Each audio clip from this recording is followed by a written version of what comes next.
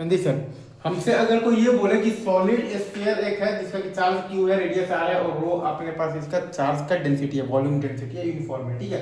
तो calculate the total energy अपने को निकालना है, तो कन्फाइंड इन द स्पेस और फ्रॉम आर बराबर 0 से इंफिनिटी, मतलब सेंटर से लेकर पूरा इंफिनिटी तक टोटल एनर्जी स्टोर्ड हमें निकालना है। तो हम जानते हैं कि एनर्जी का जो डेंसिटी हम लोग लिखते हैं बेसिकली यूई बराबर अपन लिखते हैं half into epsilon not into E square.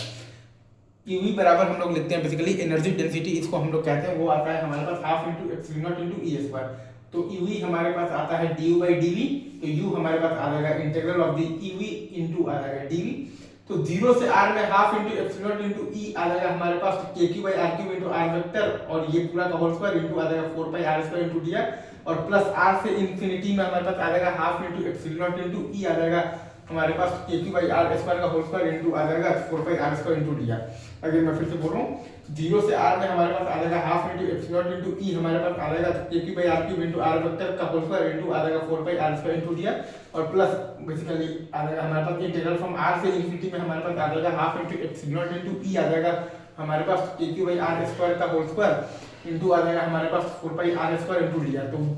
ये सॉल्व करने पर आ जाएगा k Q square by 10r और प्लस आ जाएगा हमारे पास k Q square by 2r, वो आ जाएगा हमारे पास 3/5 टाइम्स के Q square by R. Simple सा कॉन्सेप्ट है, ई बराबर हाफ इंटू एप्सिलॉन इंटू है हमारे पास ई स्क्वायर। अगेन सिंपल, आगे बढ़ते हैं, चलिए सर मूव।